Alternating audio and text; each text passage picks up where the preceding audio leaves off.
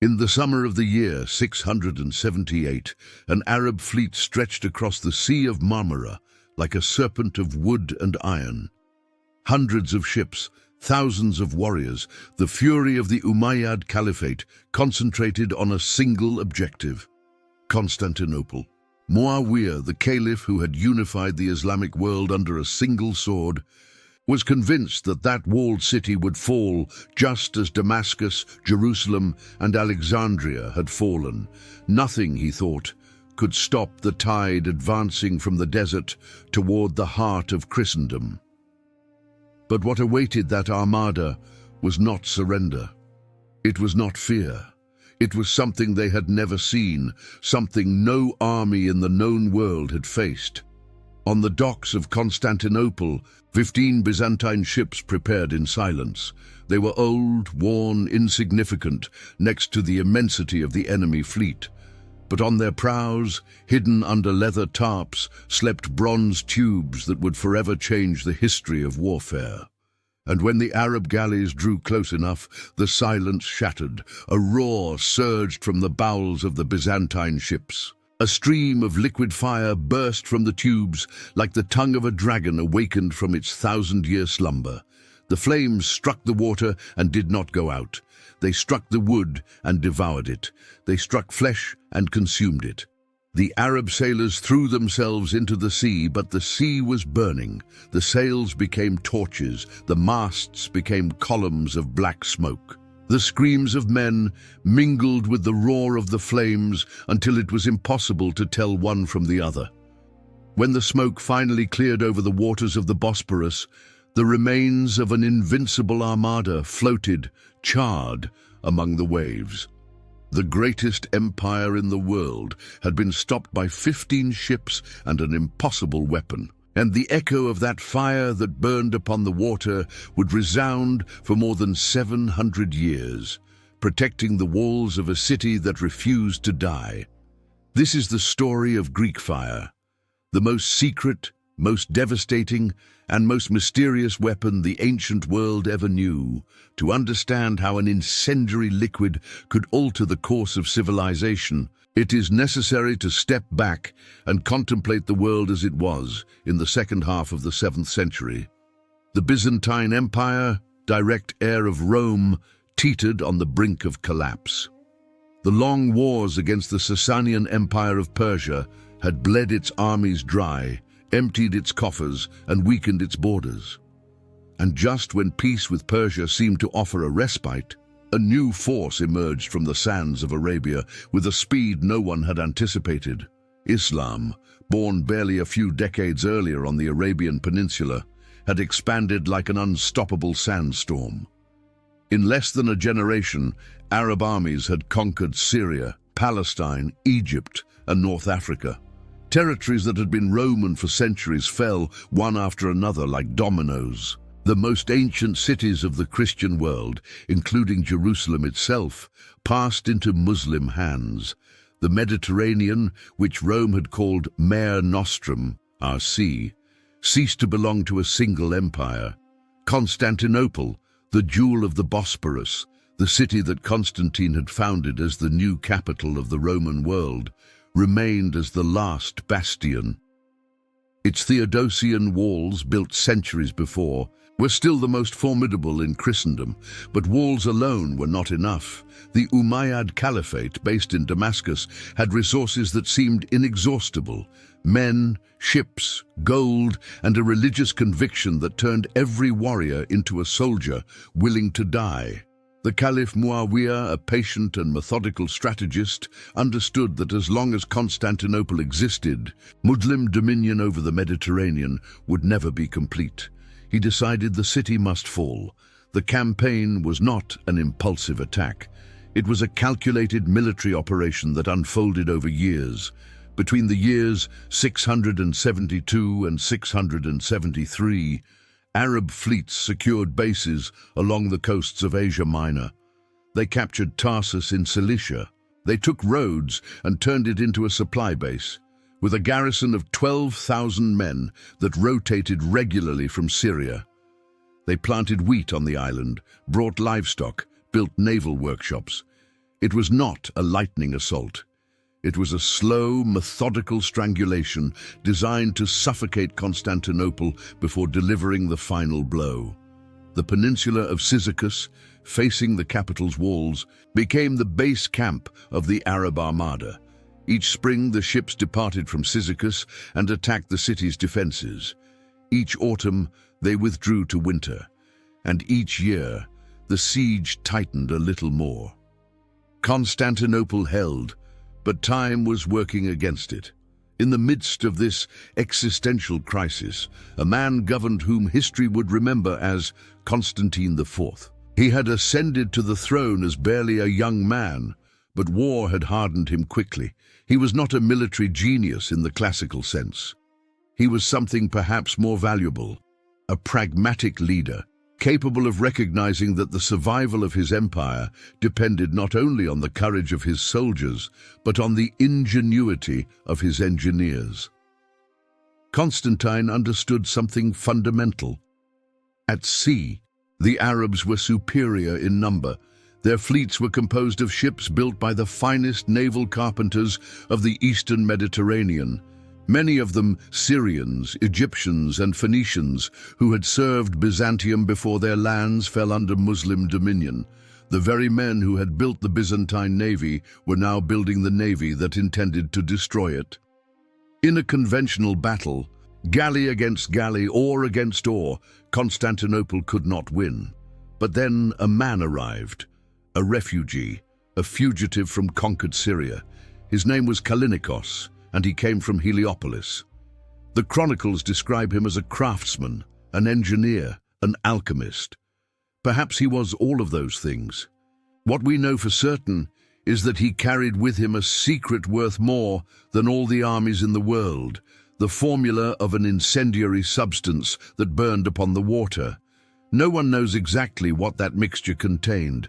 The formula was the best-kept secret of the Byzantine Empire, passed from emperor to emperor like a sacred relic. Modern scholars believe its base was probably crude petroleum mixed with pine resins, sulfur, and possibly quickite, a composition comparable in certain respects to modern napalm. But the substance itself was only part of the equation. What was truly revolutionary was the complete system, the specialized ships called dromons that transported the weapon, the heating and pressurization devices that prepared the mixture, the bronze siphons that projected it, and the specially trained operators, the siphonarioi, who handled it. Emperor Constantine Porphyrogenitos, who would rule centuries later, would reveal in his book De Administrando Imperio the sacred importance of that secret. He wrote that 3 things must never fall into foreign hands: the imperial insignia, a princess of the royal family, and Greek fire. The first 2, he acknowledged, had occasionally been surrendered to foreign rulers for diplomatic reasons. The third, never. According to imperial legend, an angel had revealed the formula to the first Christian emperor, Constantine the Great, and had made him swear that it would never be prepared except by Christians, and only in the imperial city. But beyond the legend, what made Greek fire truly impregnable was not just the secret of its composition. It was the compartmentalization of knowledge.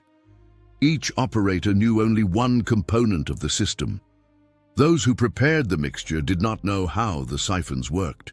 Those who handled the siphons did not know the formula.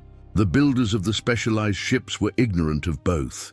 In this way, even if an enemy captured part of the system, as happened when the Bulgars seized 36 siphons and quantities of the substance in the year 814, they were unable to replicate the weapon.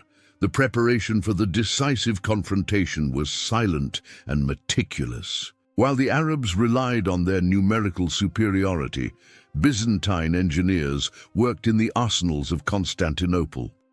The bronze siphons were installed on the prows and sterns of the imperial dromons. The substance was heated in sealed cauldrons until it reached the necessary pressure. The siphonarioi rehearsed the procedure again and again, in secret, far from any gaze that might betray the secret. Constantine IV observed the preparations with the patience of a man who knew he had no margin for error. If the weapon failed, Constantinople would fall. If Constantinople fell, Europe lay open. There was no second chance. There was no alternative plan. Everything depended on 15 old ships, some bronze tubes, and a liquid that no enemy had ever seen. The Byzantine soldiers who crewed those ships knew they were about to employ something unprecedented. Some, according to the chronicles, feared the weapon itself as much as the enemy. Fire that could not be extinguished by water contradicted everything that human experience taught about the natural world.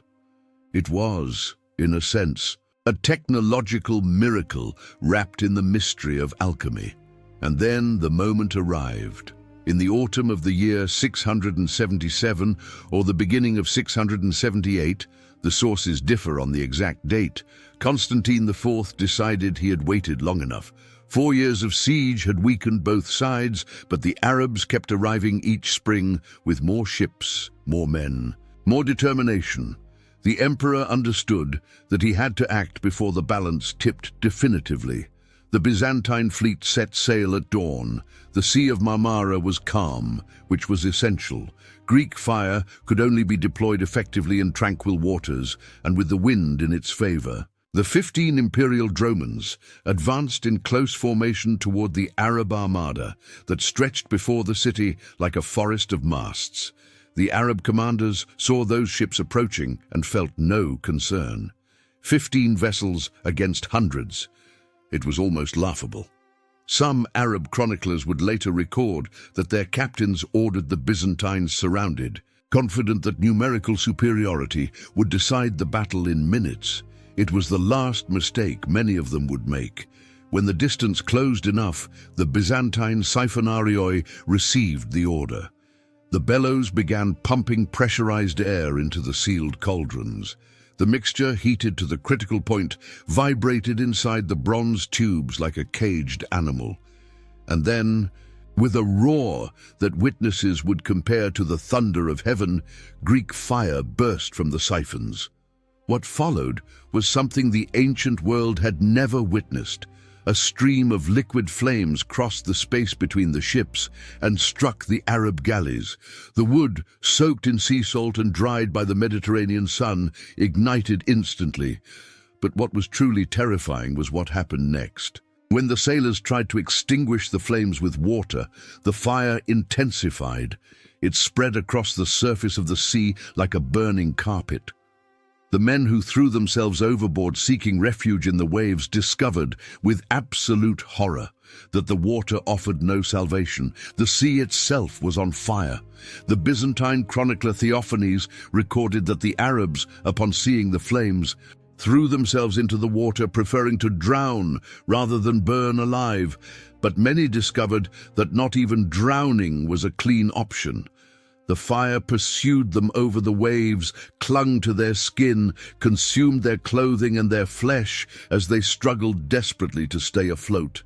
Those wearing armor sank without hope, dragged to the bottom by the weight of iron, while the flames accompanied them in their descent. The Arab galleys not directly hit attempted to flee, but panic spread faster than the fire itself. Ships collided with each other in their desperation to escape. Oars snapped, rudders jammed, and while chaos devoured the enemy formation, the Byzantine dromons advanced methodically, spraying fire on every ship within their reach. The smoke rose in columns of black so thick that, according to the chronicles, they darkened the sun over the Bosporus. The air filled with a smell no survivor would ever forget, a mixture of burning wood, melting pitch, charred flesh, and something else, something chemical, something that did not belong to the natural world as they knew it. The screams of the dying mingled with the crackling of the flames and the hiss of steam when the seawater came into contact with the burning remains. The Byzantine soldiers stationed on the walls of Constantinople watched the spectacle with a mixture of awe and horror. Many fell to their knees to pray, convinced they were witnessing the direct intervention of God, and in a sense, they were not wrong. Greek fire would be remembered for centuries as a divine gift, a weapon delivered by an angel to protect Christendom. The battle was not a combat, it was a massacre. The Arab armada, the largest the Caliphate had ever assembled, was decimated in a matter of hours. The ships that managed to escape the range of the siphons undertook a disorderly retreat, pursued by Byzantine dromons that gave them no quarter. And as if heaven itself wished to complete the destruction, a violent storm struck the Arab fleet during its flight, sinking most of the ships the fire had not reached. On land, the news was no better for the Caliphate. The Muslim army in Asia Minor, under the command of Sufyan ibn Auf, was defeated by Byzantine forces, losing 30,000 men, according to the chronicles of Theophanes. The pincer that was meant to strangle Constantinople by sea and land had been broken. The 4-year siege came to an end. But the story of Greek fire did not end at the Bosporus. Barely 4 decades later, in the years 717 and 718, the Arabs tried again. This time, the operation was even more ambitious. An army of 80,000 men crossed from Anatolia under the command of Maslama, the Caliph's brother. A fleet that some sources estimate at 1,800 ships sealed the sea to the south of the city. It was the definitive assault, the attempt to cut off the head of the Byzantine Empire in a single blow. Emperor Leo III, known as the Isaurian, faced the threat with the same weapons that had saved the city a generation before. The Byzantine fleet, equipped with Greek fire, neutralized the Arab galleys almost immediately, preventing them from completing the naval blockade. Constantinople continued to receive supplies via the Black Sea, while the besiegers, trapped on land, suffered a devastating winter. Hunger forced them to eat their camels, their horses, and their donkeys. Disease decimated their ranks, and when the Bulgars attacked from the rear, killing more than 30,000 men according to the chroniclers, the siege collapsed.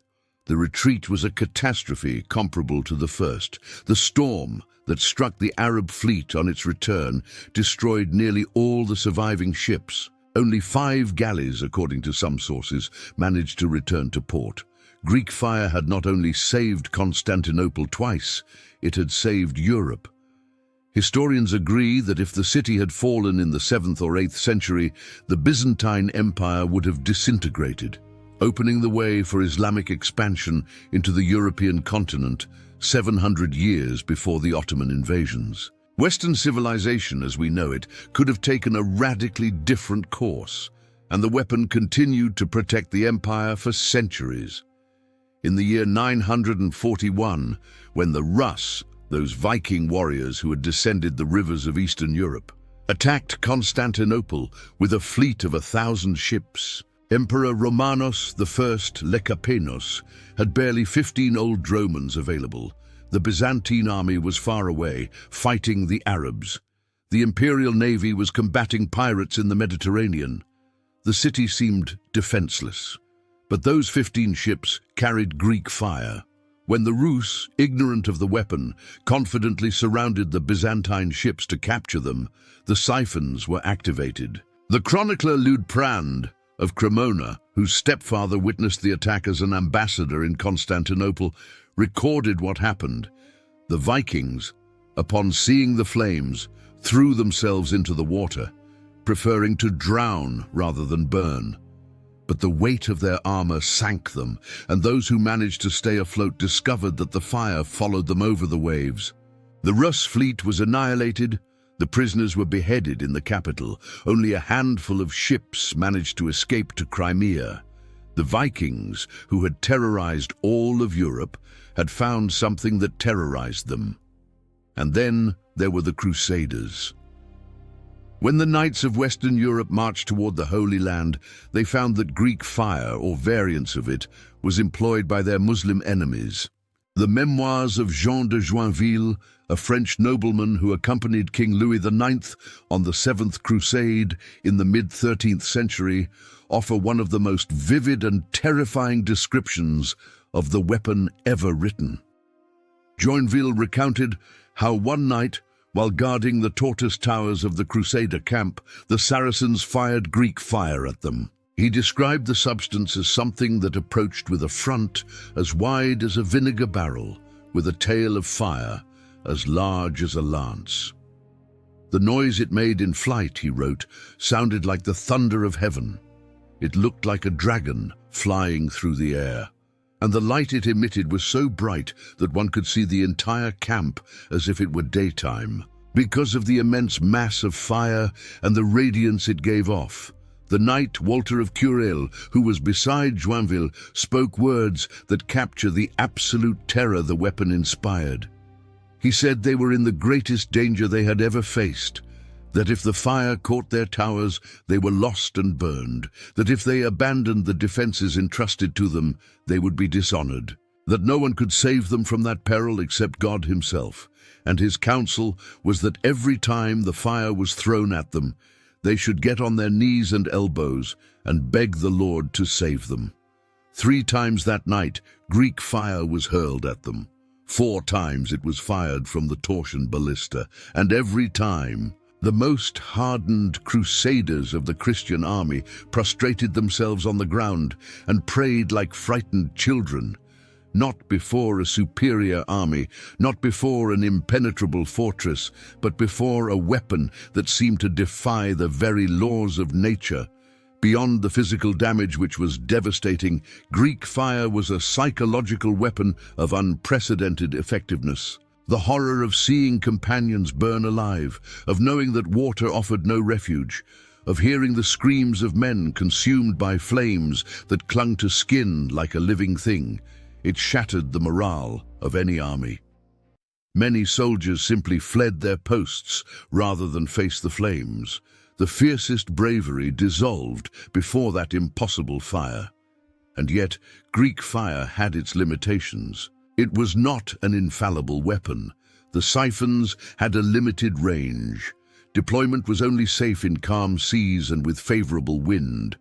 Over time, Muslim navies learned to keep their distance, to cover their ships with hides soaked in vinegar, to avoid close combat when they suspected the presence of dromons equipped with siphons. The naval historian John Pryor noted that Greek fire was not a ship destroyer comparable to the naval ram, which by then had fallen out of use. It was a circumstantial weapon, dependent on specific conditions.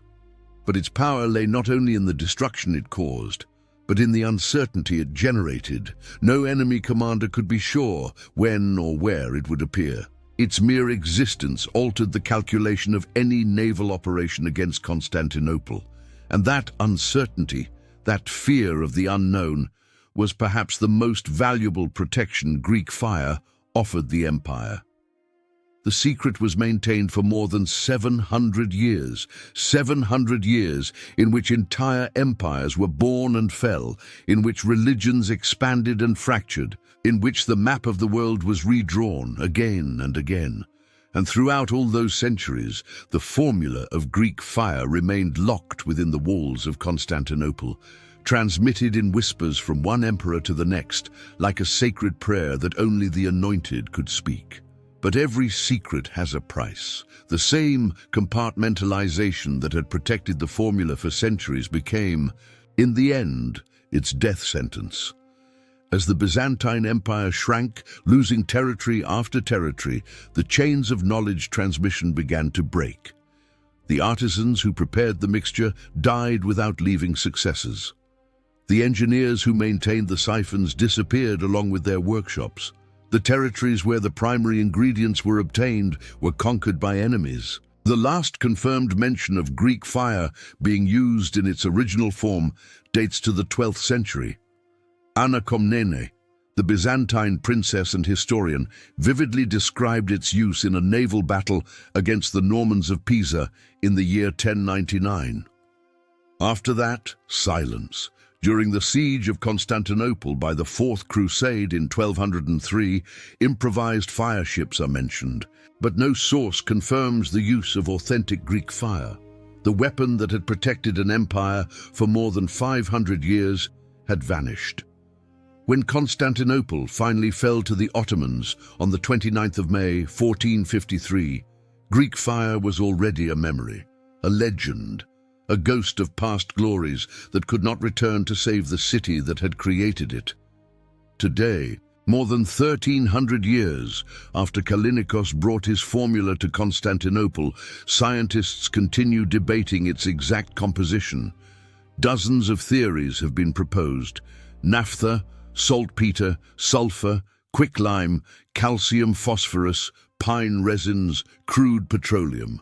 None has exactly replicated the properties described by the historical sources. Greek fire remains, in the literal sense, a mystery, but its legacy is unquestionable. Without it, Constantinople would have fallen in the 7th century. Without Constantinople, the shield that protected Eastern Europe would have crumbled. Without that shield, the history of the West would have taken a course that is impossible to predict. Greek fire was not merely a weapon. It was the invisible guardian of a civilization. The sleeping dragon in the bowels of Byzantine ships that awoke when the empire needed it most.